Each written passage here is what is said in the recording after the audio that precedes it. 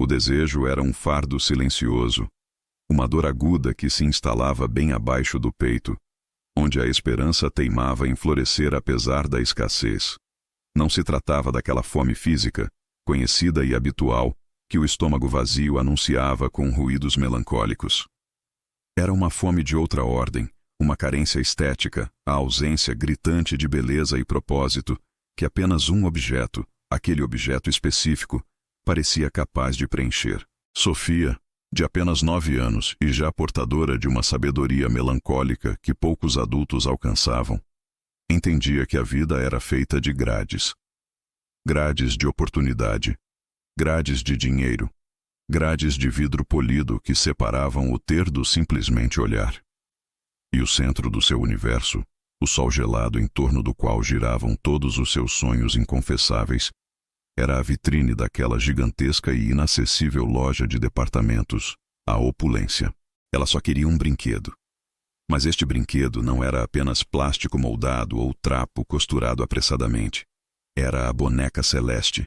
Celeste não estava apenas disposta, ela estava exposta, colocada num pedestal de veludo carmesim, como uma divindade de um panteão esquecido. Sua pele, de porcelana translúcida, parecia absorver e reemitir a luz cintilante das lâmpadas de filamento, e seus olhos, 2 pedaços perfeitos de ônix líquido, fitavam um ponto distante com uma serenidade que Sofia jamais sentira. Celeste usava um vestido de seda azul pálido, bordado com fios de prata que pareciam teias de aranha congeladas, e seus cachos loiros, delicadamente esculpidos, caíam em cascatas impecáveis sobre os ombros. Ela não era um brinquedo, era uma promessa encapsulada, o símbolo irrefutável de que, em algum lugar, existia um mundo onde a perfeição era possível e o cuidado era absoluto. Para Sofia, cujas roupas eram remendos sobre remendos e cujo único luxo era o calor de um cobertor surrado, Celeste representava o milagre tangível de uma vida diferente. A cidade, mergulhada nas festividades do fim de ano, fervilhava em uma febre de consumo que era quase ofensiva aos olhos de quem observava de fora. O ar era pesado com o cheiro de pinho artificial, castanhas assadas e, acima de tudo, o aroma denso e inconfundível do dinheiro gasto sem reservas. As vitrines eram portais para fantasias cintilantes, mas a entrada da opulência era o ápice dessa realidade paralela.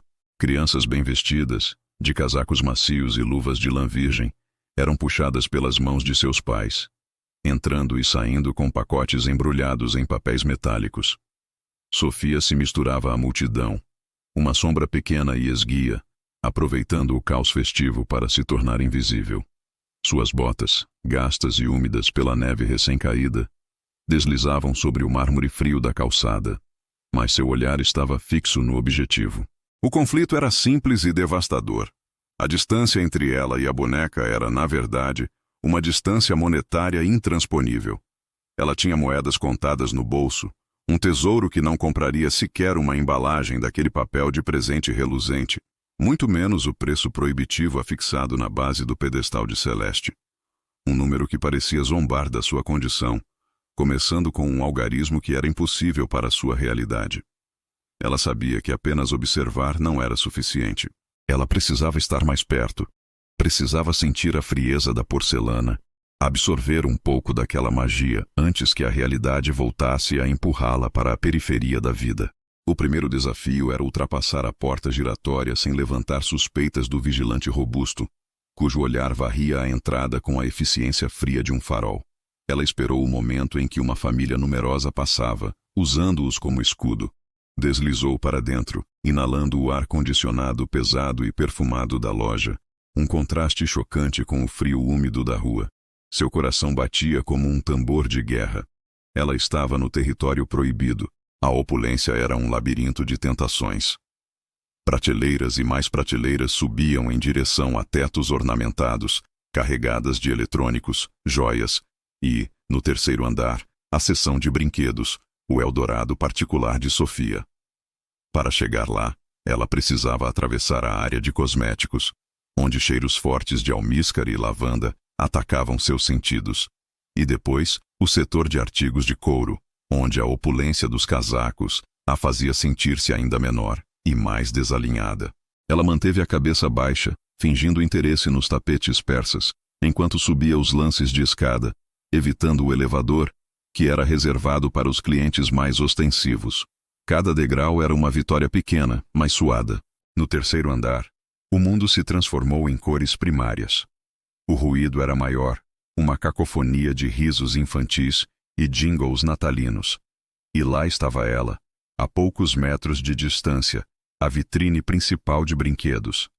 Celeste estava no centro, mas agora, vista de perto, Sofia percebeu um detalhe estranho que jamais notara pela rua.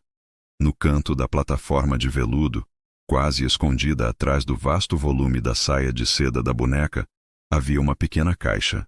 Não era uma caixa de apresentação de loja. Era uma caixa velha, de madeira escura e sem verniz, gasta pelo tempo, quase parecendo ter sido esquecida ali por acidente. Tinha o tamanho de uma pequena caixa de joias, e estava envolta parcialmente em um pedaço de tecido de linho amarrotado e desbotado. O que é isso? O pensamento percorreu a mente de Sofia, um sussurro de curiosidade que se sobrepunha ao desejo pela boneca. Parecia tão deslocada, tão humilde, ao lado do brilho ostentoso de Celeste. Ela se aproximou da vitrine, colando as mãos no vidro frio. Seus dedos traçaram o contorno da caixa de madeira através da barreira transparente. Os olhos de Celeste pareciam vigiá-la, mas a atração agora era pelo objeto humilde e misterioso. O desejo por Celeste, que era uma força avassaladora, sofreu um pattern interrupt. De repente, não era mais o brilho do que era caro que importava, mas o enigma do que era antigo. Neste momento, um dos seguranças, um homem de rosto cansado, mas olhar perspicaz, começou a se dirigir ao setor. Sofia congelou. A adrenalina gelada escorreu por suas veias. Ela não podia ser vista ali, parada, espiando um objeto que não estava à venda. Ela recuou 2 passos apressados, fingindo admirar um trem elétrico que apitava ruidosamente na prateleira adjacente, mas seu foco permaneceu na caixa. O guarda passou, olhou sem ver e continuou seu trajeto. Sofia respirou fundo, recuperando a coragem necessária para se reaproximar. A caixa não era apenas velha, ela parecia carregar histórias. Suas bordas eram arredondadas, não por polimento, mas por inúmeros toques. O tecido que a envolvia tinha marcas de sujeira e dobras que sugeriam que havia sido guardado e desdobrado muitas vezes. A boneca Celeste, apesar de sua beleza estonteante, parecia subitamente vazia. Era apenas um objeto de desejo materialista. A caixa, no entanto, prometia algo mais complexo. Prometia uma revelação. A opulência, apesar de seu nome e sua fachada de impenetrabilidade, possuía uma falha de segurança que Sofia, na sua obstinada observação ao longo de semanas, havia descoberto. A vitrine principal de Celeste era, na verdade, um nicho de exposição que se estendia para uma sala de estoque secundária, usada para reabastecimento durante o horário de pico. Havia uma pequena porta de serviço, disfarçada atrás de uma cortina de veludo pesado, a poucos metros da exposição.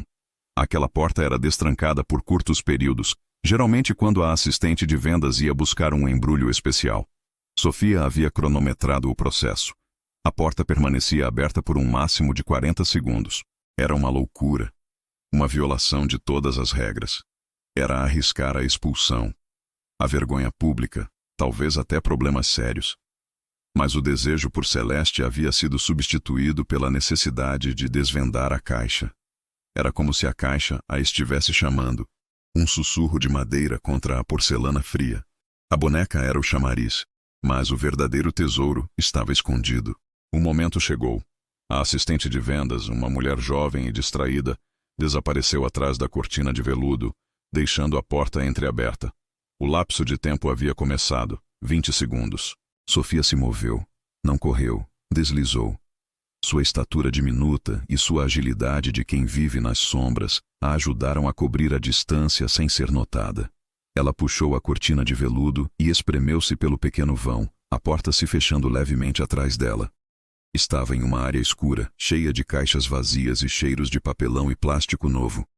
O pedestal de Celeste estava ali, acessível pelo lado de dentro. 30 segundos. Ela se ajoelhou no carpete empoeirado, a respiração presa na garganta. Sua mão estendeu-se para a base do pedestal de veludo, ignorando a porcelana fria da boneca, e agarrou a caixa de madeira. A madeira era áspera, e o tecido de linho envolvia-a com uma proteção quase reverente. 40 segundos. O som da porta se movendo no trilho a fez cambalear. O tempo havia acabado. Ela não podia sair com a caixa naquele momento.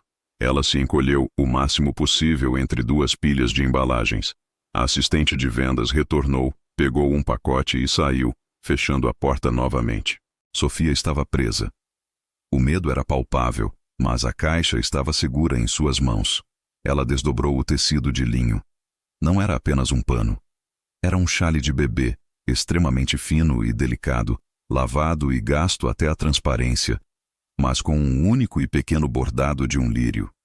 O tecido cheirava a lavanda antiga e a algo mais, algo doce e melancólico, como memórias de inverno. O pequeno fecho da caixa de bronze esverdeado estava emperrado. Com um esforço, Sofia o forçou, e um leve estalo anunciou a abertura. A luz fraca do estoque se infiltrou, revelando o conteúdo. Não havia notas de dinheiro, nem ouro. Não era a solução mágica para a pobreza que ela talvez, inconscientemente, tivesse esperado. O que estava ali era de uma natureza mais profunda. O interior da caixa estava forrado com o mesmo veludo carmesim do pedestal de Celeste, e ali repousavam 3 objetos: um relicário oval, de prata, escurecido pela oxidação, com um peso surpreendente, um pequeno pedaço de papel de carta amarelado, dobrado em 4, e aninhado no centro, uma única semente. Mas não uma semente comum. Era grande, perfeitamente lisa, de um tom verde profundo, quase preto, e emitia um brilho sutil, orgânico, que parecia desafiar a escuridão do depósito. Sofia pegou o relicário primeiro. Estava frio. Com os dedos trêmulos, ela o abriu. Dentro havia 2 fotografias antigas, desbotadas. De um lado, o retrato de uma mulher jovem, de sorriso aberto e olhos incrivelmente parecidos com os de Celeste. Do outro lado, o retrato de uma menina pequena, com cerca de 2 ou 3 anos, segurando exatamente a boneca Celeste. O queixo de Sofia tremeu. Celeste não era apenas um brinquedo caro, era uma herança, um elo.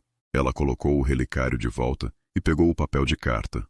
A letra, elegante, mas ligeiramente trêmula, estava escrita em tinta sépia. Não eram muitas palavras, mas cada uma delas ressoava com a força de uma confissão. Sofia virou o relicário. Gravado de forma quase invisível na parte de trás, estava um conjunto de algarismos e nomes de rua. Um endereço. Ela olhou para a semente. Sua cor escura e seu brilho misterioso a hipnotizavam. O milagre não era a boneca de porcelana, mas o mistério que a boneca escondia.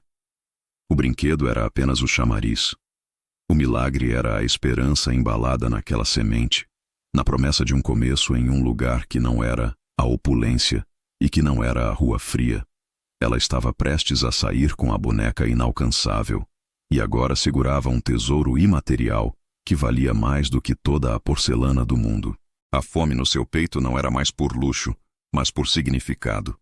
A porta do estoque se abriu mais uma vez e era o vigilante robusto. O tempo havia se esgotado e ela estava encurralada, mas o medo tinha sido substituído por uma determinação férrea. Sofia guardou rapidamente a caixa, o relicário e a semente no bolso interno do seu casaco puído. A boneca Celeste jazia intacta no pedestal. Ela só queria um brinquedo e, em vez disso, havia encontrado o início de uma missão.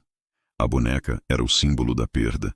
A semente, o símbolo do crescimento e da redenção. O vigilante olhou para ela, os olhos estreitos. "Ei, garota! O que pensa que está fazendo aqui? Este lugar é restrito."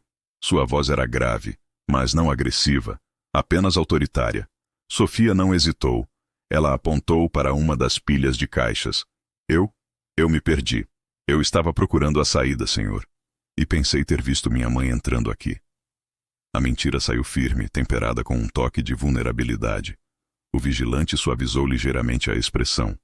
"A saída é por ali, pela frente, no térreo. Não se perca novamente, certo?" "Certo, senhor. Me desculpe." Ele a conduziu para fora do estoque e ela saiu do 3º andar, passando novamente pelos corredores cheios de cheiros e brilho. A boneca celeste ficou para trás, um lindo farol abandonado. Sofia não olhou para trás. O frio da porcelana não se comparava ao calor surpreendente que a semente irradiava em seu bolso. O relicário continha o endereço. A carta falava de um último ato de amor. E a semente era a promessa do milagre. Mas quem era a mulher da foto? Quem havia deixado aquele testamento de esperança sob a proteção de um brinquedo inalcançável? E o que a esperava no endereço gravado?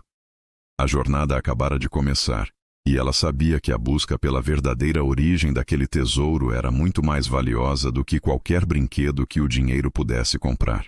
O que havia no endereço? E como a semente de cor escura se encaixava na história da boneca celeste e da misteriosa mulher? A resposta estava apenas começando a brotar. Aquele objeto, antes apenas uma vaga promessa de alegria infantil, escondida sob camadas de poeira e desespero logístico, agora estava ali, em suas mãos. E o peso que carregava não era apenas o da madeira envelhecida ou do metal trabalhado, mas o peso monumental de uma expectativa que subitamente se materializava além de toda a lógica aceitável. A menina o segurava com a reverência que se dá a um cristal recém-descoberto, ou talvez a última relíquia de um mundo esquecido, percebendo com uma lentidão desconcertante que a textura sob seus dedos não era a frieza inerte do plástico comum ou a aspereza previsível do brinquedo barato. Era algo quente, sutilmente aquecido, quase como se o artefato houvesse retido o calor de incontáveis sóis, ou, mais perturbadoramente, o calor de uma vida que havia acabado de cessar, ou que estava prestes a começar dentro dele.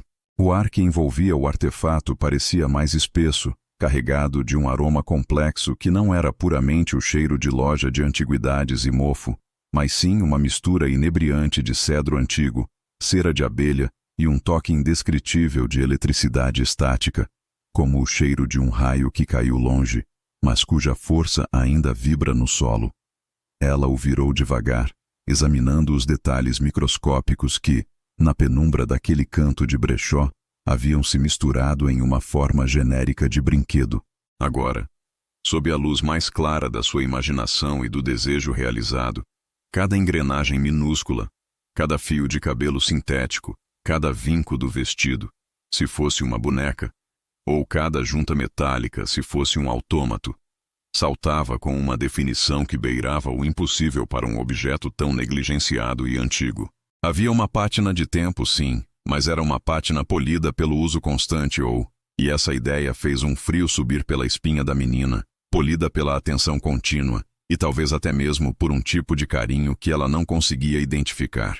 A confusão, que havia sido apenas uma névoa passageira no momento da compra, começou a se solidificar em uma névoa de dúvida e fascínio.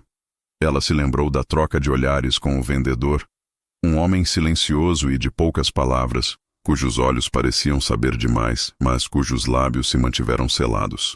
Ele não havia feito perguntas, não havia negociado, e a facilidade com que o objeto inestimável, pois agora ela sabia que era inestimável, por razões que transcendiam o valor monetário, havia mudado de mãos era, em retrospectiva, o primeiro e mais gritante sinal de que algo estava profundamente errado, ou talvez, de que algo estava profundamente certo, de uma maneira que o mundo dela ainda não tinha capacidade de processar.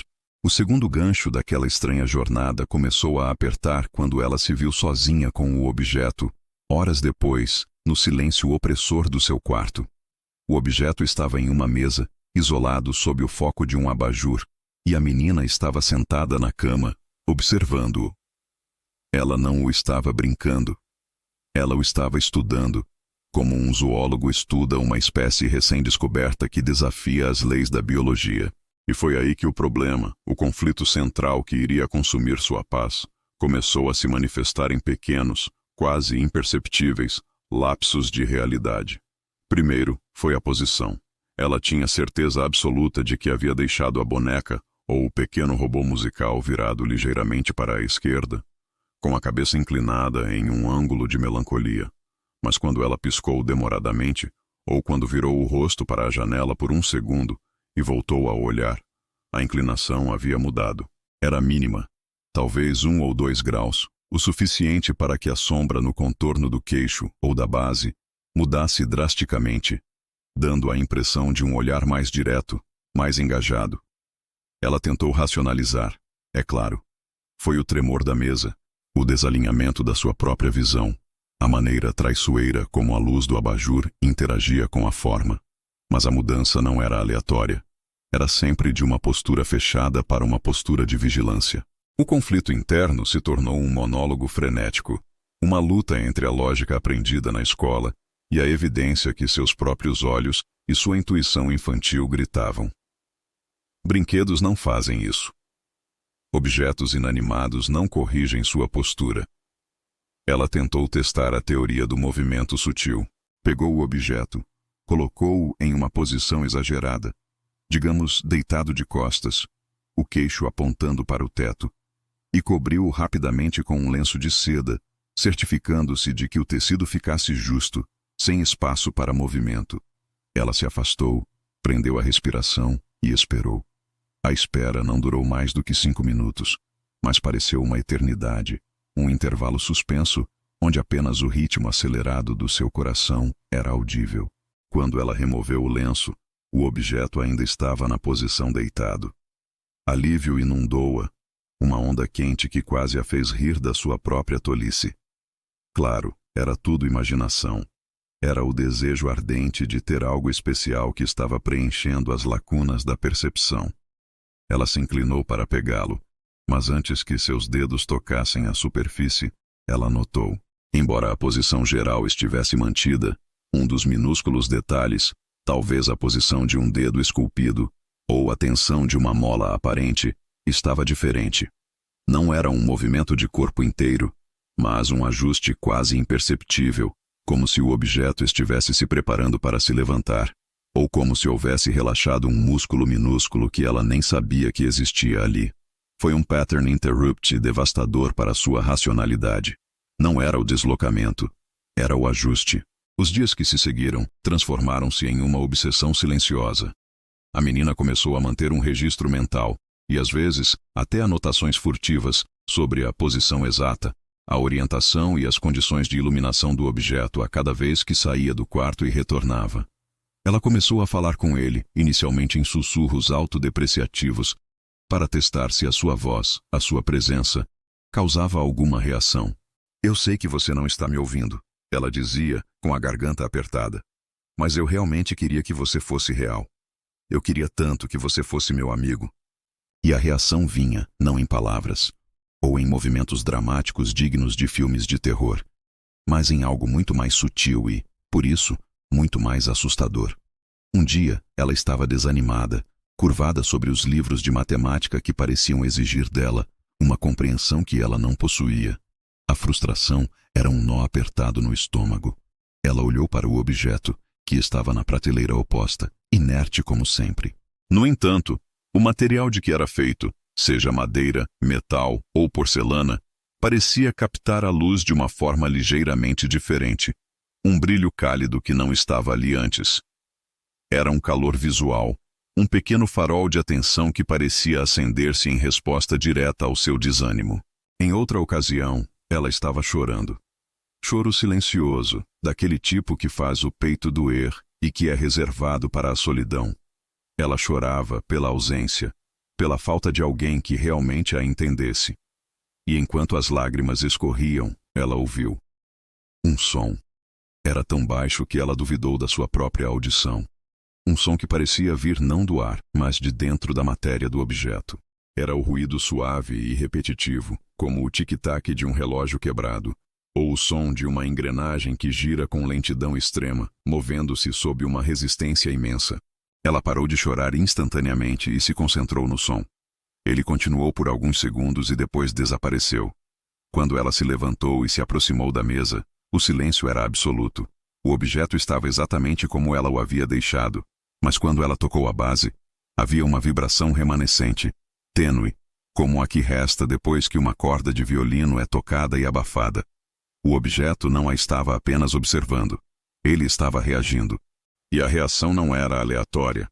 Parecia mimetizar a compaixão, a tentativa hesitante de consolo que um ser vivo faria. O desenvolvimento escalou a partir daí. Ela parou de tentar provar que estava imaginando as coisas e começou a aceitar que a premissa de sua realidade havia sido alterada. O brinquedo não era apenas um brinquedo, era um receptor e um emissor sutil, uma ponte entre o desejo dela e o inexplicável. Ela começou a testar as fronteiras do que o objeto podia saber. Em vez de apenas falar em voz alta, ela começou a pensar. Ela se concentrava em uma ideia: o desejo por um copo d'água gelada. Ela esperava alguns minutos e nada acontecia, é claro. Mas quando ela desviava o pensamento para uma preocupação mais profunda, algo ligado à sua solidão ou ao seu medo do futuro, a reação voltava. O objeto parecia ignorar as necessidades triviais do corpo, mas se sintonizava perfeitamente com a frequência da sua alma. O mais assustador, e o que serviu como o grande reengajamento na sua crescente obsessão, foi o incidente com o livro.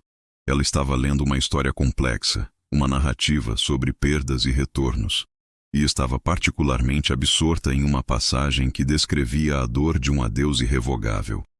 Ela estava tão envolvida que sentiu as lágrimas se acumulando novamente. Quando ela virou a página, havia uma nova marca no livro. Não uma marca de caneta, mas algo feito por pressão, no canto inferior da página, exatamente sob a frase mais triste do capítulo. A marca era um minúsculo símbolo gravado, algo que parecia uma antiga runa ou, mais provavelmente, a impressão do menor ponto de metal ou madeira do próprio brinquedo. Como se o objeto tivesse atravessado o espaço e o tempo para tocar fisicamente o ponto de sua dor. Ali, na celulose, a menina pegou o objeto e o examinou com uma intensidade febril. Ela procurou por uma ponta afiada, algo que pudesse ter causado a marca, e encontrou na base, na articulação de um dos membros, ou de um mecanismo, dependendo da natureza do brinquedo, um ponto de metal que era milimetricamente idêntico à marca no papel. Mas como? Ele estava a mais de 1 metro de distância na estante. Neste ponto, o medo e o deslumbramento haviam se fundido em um único estado de ser. Ela não estava mais com medo de fantasmas ou de maldições. Ela estava com medo da possibilidade. A possibilidade de que, ao invés de ter encontrado um brinquedo, ela havia encontrado uma consciência complexa presa em uma forma inanimada. Uma consciência que respondia ao seu vazio emocional com atos que quebravam as leis da física. Ela começou a tratá-lo não como um brinquedo, mas como um confidente mudo e onisciente. Ela compartilhava seus segredos mais profundos, as mágoas que ela não ousava confessar aos pais ou aos colegas. E em resposta a cada confissão, o objeto oferecia um retorno tátil ou visual. Um brilho mais forte, o som tênue e compassado de suas engrenagens internas, um ajuste de postura que parecia um aceno de cabeça. O desenvolvimento da narrativa atingiu um ponto de não retorno quando ela decidiu fazer a pergunta que havia pairado no ar desde o momento em que o objeto mudou de posição pela primeira vez. Era noite.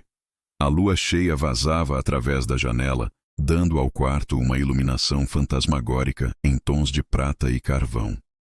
O objeto estava sobre o seu travesseiro. A menina estava deitada de lado, encarando-o, os olhos arregalados pela insônia e pela adrenalina. "Você me entende?" Ela sussurrou, a voz quase inaudível. "Se você me entende, eu preciso que você me mostre. Não apenas o brilho, não apenas o barulho." Ela fez uma pausa dramática, sabendo que estava à beira de uma revelação que poderia mudar o curso de sua vida para sempre. "Eu preciso que você me mostre que sabe o que eu mais queria quando procurei por você. O meu verdadeiro milagre. Não era só o brinquedo. Era o que você representa." O silêncio era ensurdecedor. O objeto estava perfeitamente imóvel, os detalhes de seu design engolidos pela penumbra. Ela começou a sentir o peso esmagador da desilusão. Talvez fosse tudo um jogo de sombras, afinal. Talvez o desejo realmente segue a razão. Ela fechou os olhos, pronta para aceitar o retorno à realidade, pronta para se convencer de que era apenas um pedaço de madeira ou metal. Mas então, aconteceu. Não foi um movimento. Não foi um som. Foi algo que atacou diretamente seus sentidos de uma maneira completamente nova. O ar ao redor do objeto ficou frio, de um frio repentino e intenso, que contrastava com o calor do quarto. E na sua mente, não em seus ouvidos, ela ouviu uma palavra. Não uma voz, mas uma impressão de uma palavra, nítida e inegável, ecoando no vácuo de seus pensamentos. Uma ressonância que perfurou o silêncio como um sino de cristal. A palavra era singular, carregada de intenção, e era a resposta direta à sua pergunta. O selo que confirmava que o objeto não apenas a entendia, mas conhecia a profundidade do seu anseio. Era a primeira e única comunicação clara. Paz. Era isso. A paz que ela procurava, o alívio da solidão, o preenchimento daquele vazio que a fizera caçar um brinquedo impossível em primeiro lugar. O objeto não era um robô, nem um fantasma. Era uma manifestação focada do seu desejo mais íntimo. E a revelação final que prepararia o palco para o clímax inevitável estava apenas começando. Se o objeto podia ler sua alma, e se podia se comunicar sem som, o que mais ele poderia fazer? E o mais crucial de tudo, qual era o preço desse milagre? Ela estava agora irrevocavelmente ligada a algo que transcendia o mundo material. E o caminho de volta era impossível. O brinquedo, o milagre, havia se tornado o centro absoluto da sua existência, e ela mal podia esperar para descobrir o que viria a seguir. O objeto permaneceu ali, sobre o carpete desbotado do sótão, não mais um achado casual, mas um ponto focal, uma âncora estranha que parecia puxar não apenas a luz do ambiente, mas a própria essência do tempo. Clara hesitou em tocá-lo novamente, temendo que a mera intervenção humana quebrasse o frágil tecido daquele momento singular que se havia estabelecido. A promessa de um brinquedo simples havia se dissolvido, substituída por algo muito mais complexo, algo que exigia silêncio e reverência, qualidades que a infância geralmente ignora.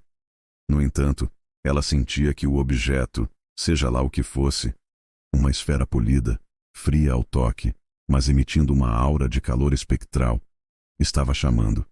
Não era um som audível, mas uma ressonância que vibrava diretamente contra as costelas, um eco suave na câmara do peito que insistia em sua atenção ininterrupta. A escuridão do entardecer filtrava-se pelas janelas empoeiradas, pintando sombras longas e distorcidas que pareciam se mover ao ritmo da respiração suspensa de Clara. Ela se ajoelhou lentamente, protegendo o objeto com o corpo, como se o mundo lá fora pudesse vir roubar o segredo recém-descoberto. O milagre não era apenas a luz que emanava, uma luz de âmbar e poeira que cheirava a séculos de paciência. Mas o que essa luz revelava? Quando a segurou novamente, a superfície não era mais gelada. Estava temperada como uma pedra aquecida pelo sol de meio-dia, e o calor que irradiava era mais do que físico. Era uma comunicação. A primeira vez, ela pensou ter sido engano da vista, fadiga ocular resultante da busca frenética entre pilhas de quinquilharias. Mas agora, com a esfera firmemente pousada na palma de sua mão, ela podia ver inegavelmente as imagens que se formavam não na superfície da pedra, mas dentro dela. Não eram reflexos, nem refrações de luz. Eram miniaturas vivas, projeções holográficas de momentos há muito passados, carregadas de uma intensidade emocional avassaladora. O ambiente do sótão parecia recuar, e Clara estava submersa naquele pequeno e fugaz universo encapsulado. Ela viu um pedaço de renda bordado, um laço de fita azul celeste tremendo em uma brisa imaginária. E o mais chocante de tudo, um sorriso. Um sorriso de uma menina, talvez não muito mais velha do que ela, mas vestida em trajes de um tempo que só existia em livros de história.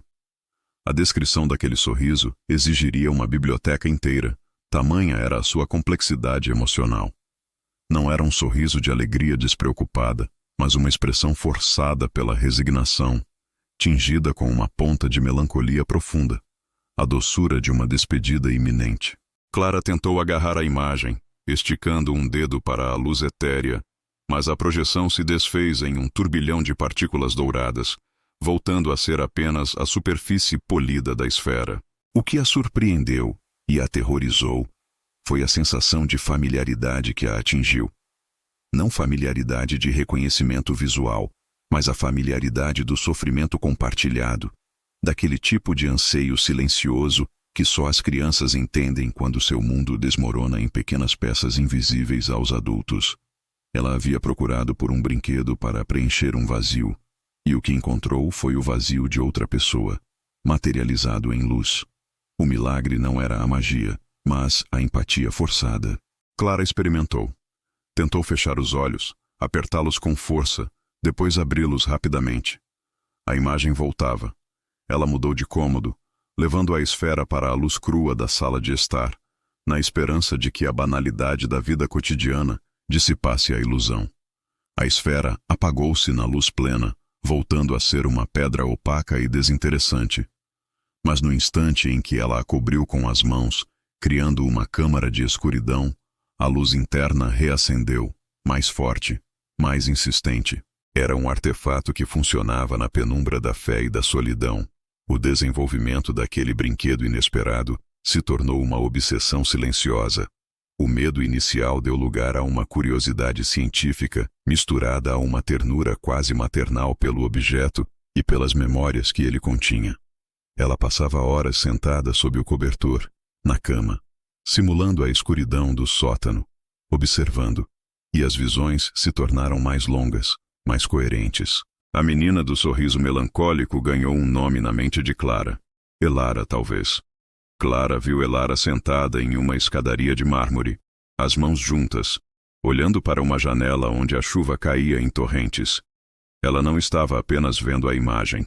Ela estava sentindo o cheiro do mármore frio e úmido, a quietude opressiva da casa grande e o silêncio que pesava sobre Elara. Um silêncio que gritava ausência. Não era uma ausência física, mas a falta de algo vital. Talvez afeto, talvez propósito, talvez apenas um brinquedo simples. A ironia cortava Clara.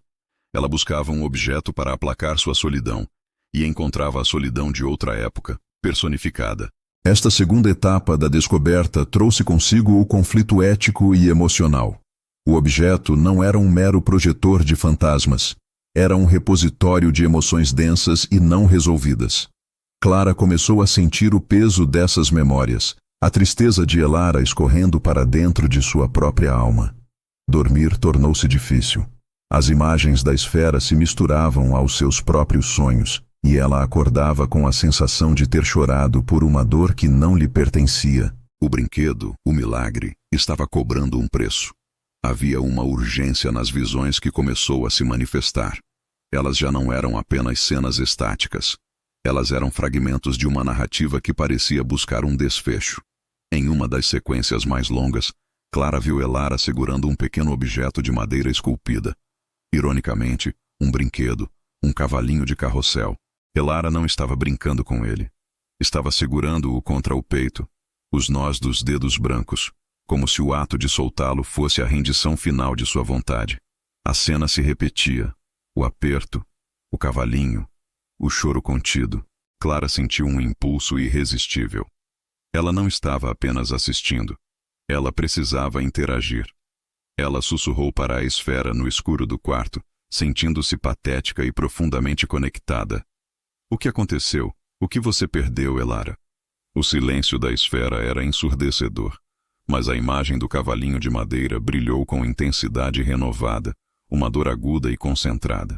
Foi neste ponto, nesta interseção de desejo infantil e peso histórico, que o segundo gancho se firmou com força implacável. Não era mais sobre obter um brinquedo, era sobre cumprir uma missão que o tempo havia congelado. O objeto que ela encontrou não era um milagre de criação divina, mas um milagre de preservação humana, um receptáculo de uma alma em pausa. E se essa alma estivesse pedindo ajuda, silenciosamente, através das eras? A dúvida persistiu como uma névoa fria. Será que ela estava ficando louca? A pressão da adolescência, a solidão inerente à sua fase de vida, tudo isso poderia estar projetando fantasias em uma simples pedra polida? Ela testou a esfera novamente, desta vez colocando-a sob a luz de um espelho, observando sua própria imagem refletida enquanto segurava o objeto. Não havia nada de extraordinário em suas mãos, apenas uma garota com olhos grandes e assustados, segurando uma bugiganga sem valor. Mas então, um padrão interruptor se manifestou, provando a realidade além da dúvida psicológica. Enquanto observava a imagem de Elara, Clara percebeu um detalhe arquitetônico em segundo plano, uma parte de uma cornija de teto, intrincadamente esculpida. Por um lampejo, ela sentiu que já tinha visto aquela forma antes. Não na casa atual, não nos móveis modernos e banais onde vivia, mas nas fotos antigas da família, nas caixas esquecidas no fundo do sótão, aquelas que ela havia ignorado na sua busca frenética. Com o coração palpitando, uma mistura de terror e excitação investigativa, Clara devolveu a esfera à sua segurança, sob o colchão, envolta em um lenço de seda para protegê-la do mundo, e correu de volta ao sótão. Desta vez, ela não procurou por brinquedos. Ela procurou por história, por registros. A poeira parecia mais pesada, o ar mais denso de segredos. Encontrou uma caixa de zinco, enferrujada, que continha fotografias em sépia. A maioria eram rostos desconhecidos. Mas então, em uma foto desbotada, ela viu a escadaria de mármore. Era idêntica. E ao lado da escadaria, meio borrada pela idade, estava a cornija, a casa. A casa de Elara era sua casa, há décadas e talvez séculos. A esfera não era um portal para um lugar distante, mas para o passado íntimo daquele próprio chão que ela pisava. A revelação foi esmagadora. Não era ficção. Era um testemunho. O brinquedo que ela buscava havia se transformado em uma responsabilidade genealógica, um elo temporal inegável. Ela segurava nas mãos não uma pedra mágica genérica, mas o coração pulsante de uma memória específica, ligada à sua própria linhagem, à estrutura física de sua vida. Essa percepção mudou o foco do conflito. O problema já não era provar a magia. O problema era entender o que Elara, a menina espectral das visões, precisava. E o que ela parecia precisar era o cavalinho de madeira. A esfera continuava a brilhar, e o desenvolvimento da narrativa se concentrava agora na busca por aquele artefato de madeira, o item que parecia ser a chave para liberar a dor encapsulada de Elara e, talvez, a energia retida dentro da pedra. Clara voltou para a esfera, sua respiração acelerada. A pedra irradiava agora um calor quase febril. Ela segurou-a firmemente, sentindo-se uma arqueóloga do sofrimento, uma guardiã não solicitada de uma história que a casa se recusava a contar. As visões se intensificaram, passando da imagem de Elara para sequências rápidas e desorientadoras. Uma mão adulta roubando o cavalinho, um cofre de ferro, a pressa, a traição. O milagre estava escalando para um clímax de mistério familiar. Ela percebeu que a esfera, seu brinquedo milagroso, não estava pedindo para ser guardada, nem admirada. Estava pedindo para ser usada como uma chave. Se a tristeza de Elara estava contida no objeto, a libertação só viria com a correção do erro do passado, a recuperação do objeto perdido que era a fonte daquela dor inicial. O peso da tarefa caiu sobre seus ombros juvenis. Encontrar um pequeno brinquedo de madeira em uma casa centenária, um objeto que desapareceu talvez 100 anos antes e que estava escondido por alguém que a esfera retratava como figura de autoridade e frieza. A tensão se solidificou. O desenvolvimento tinha atingido um ponto de inflexão. Clara não estava apenas observando o milagre, ela estava sendo forçada a atuar nele. E assim, no silêncio da noite, iluminada apenas pela luz bruxuleante e íntima da esfera mágica, Clara começou a se preparar. A inocência da busca por um brinquedo havia sido permanentemente perdida. O que restava era a determinação de uma heroína relutante, confrontada com um segredo que exigia coragem e uma fé inabalável no poder das emoções que cruzam o tempo. O próximo passo não seria mais no sótão, mas dentro dos alicerces ocultos da própria casa. Ela precisava encontrar o cavalinho de madeira, o ponto final da história de Elara, e o ápice do seu próprio milagre. A revelação de onde procurar estava prestes a vir, impulsionada pelo calor crescente e quase doloroso da esfera em sua mão. O milagre estava chamando para a ação, e o cofre de ferro, visto nas visões, parecia se materializar em algum lugar nas profundezas da casa. A espera tinha acabado. O ar na sala parecia ter se condensado em cristal, denso e frio, mas estranhamente eletrizante. Aurora sentia o peso do tempo e da história sobre os ombros, e o pequeno objeto de madeira nas suas mãos, que em tempos fora apenas um brinquedo esquecido, irradiava agora uma potência quase vulcânica. O mecanismo interno que ela lutara tanto para alcançar e que finalmente cedera com um estalido seco e assustadoramente definitivo, não revelava ouro ou joias cintilantes, mas algo infinitamente mais valioso, algo que o dinheiro jamais poderia comprar, ou o tempo jamais poderia corromper. A verdade. O compartimento minúsculo, escondido sob a base falsa do velho caleidoscópio de ébano, guardava um pedaço de pergaminho amarelado, dobrado e dobrado até se tornar quase um ponto, uma cicatriz antiga no tecido da matéria. No entanto, não era o pergaminho em si o milagre, mas a forma como a tinta desbotada ressoava com a sua alma. Ao desdobrar o papel com mãos que tremiam não de medo, mas da magnitude do que estava prestes a receber, a sala mergulhou num silêncio absoluto, um vácuo onde apenas existiam ela e aquelas linhas caligráficas, quase ilegíveis, escritas por uma mão que se fora muito antes de ela própria nascer. Era a letra da sua mãe. Não a mãe distante, fria, quase mítica, que as memórias infantis haviam construído sobre a fundação da ausência. Era a letra de uma jovem mulher, cheia de medo, mas transbordando de uma força desesperada. A carta era curta, concisa, o testamento final de um amor impossível. A sua mãe não a havia abandonado. Nunca. A narrativa que lhe fora contada, a história de uma fuga egoísta, desmoronava-se como areia sob a pressão sísmica daquelas poucas frases. A carta explicava o inevitável, a doença silenciosa e implacável que corroía a vida da sua mãe, e a decisão terrível, mais sacrificial, de se afastar para poupar o marido e a filha do sofrimento final e prolongado, para garantir que as suas últimas memórias fossem de força e não de fragilidade.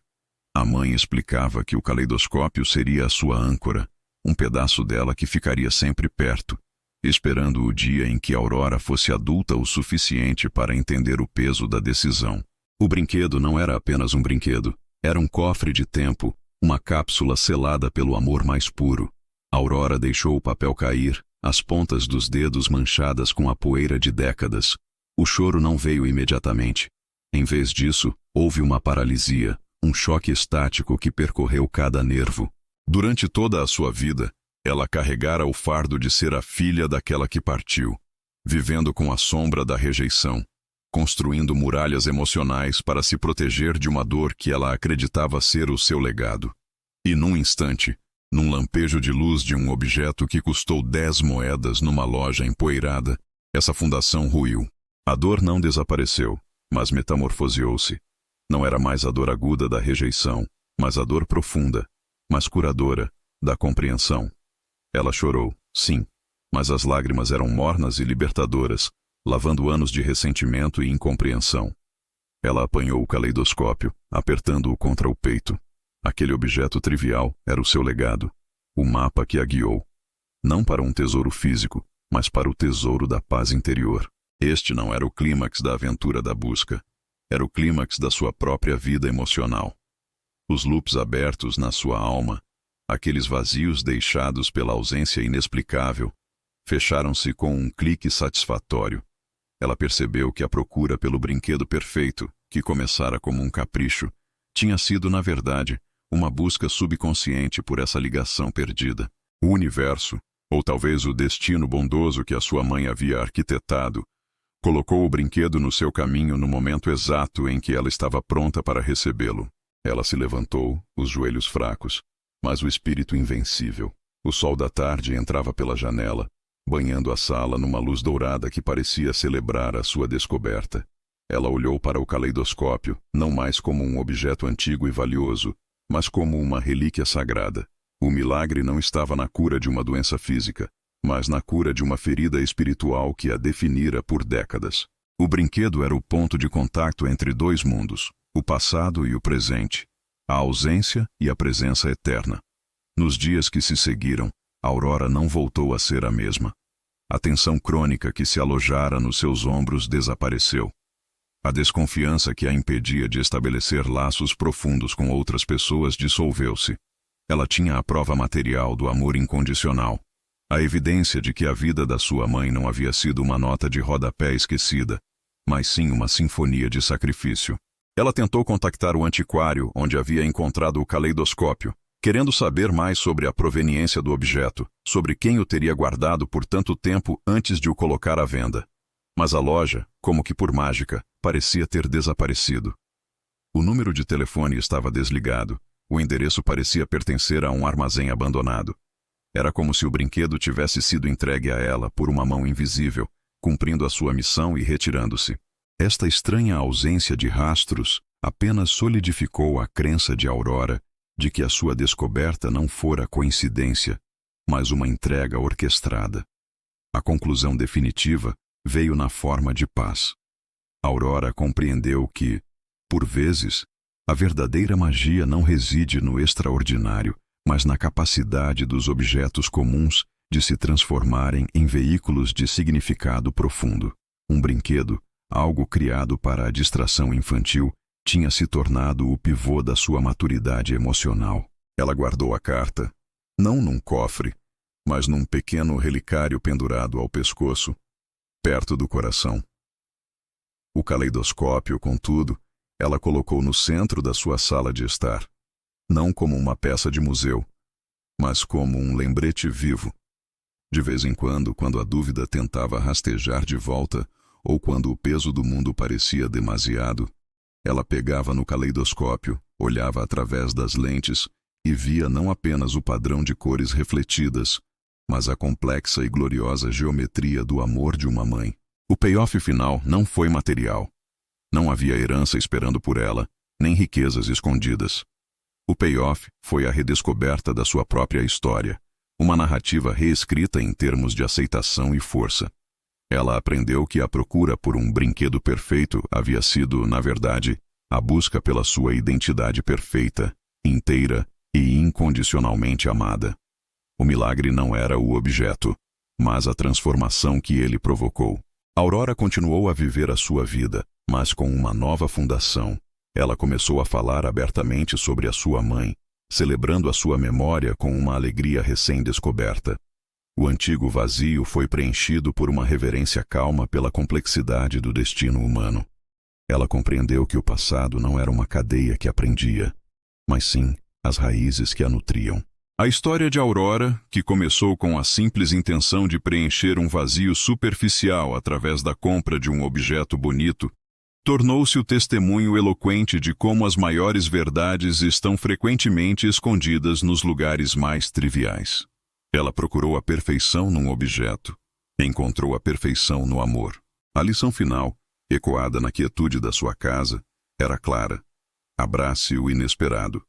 Permita que a curiosidade o guie, mesmo quando o destino o leva a um objeto que parece demasiado comum, porque às vezes o brinquedo que você só queria para enfeitar uma prateleira pode ser o mapa para o milagre que você desesperadamente precisa para consertar a sua alma.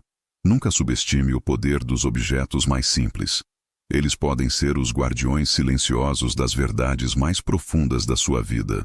Abrace a sua própria busca, por mais mundana que pareça. O que você procura pode não ser o que você precisa, mas a busca em si pode levá-lo exatamente ao que o destino reservou para você. Vá em frente. Procure o seu próprio brinquedo, hoje. Quem sabe que milagre estará esperando por você, escondido sob a pátina do ordinário, à espera apenas que você o encontre. É nessa intersecção do desejo simples e da revelação profunda que a vida realmente acontece. Não hesite. O seu milagre pode estar a apenas uma loja de distância, esperando o toque certo para revelar a sua verdade. Esteja atento. Esteja aberto. E encontre o seu milagre.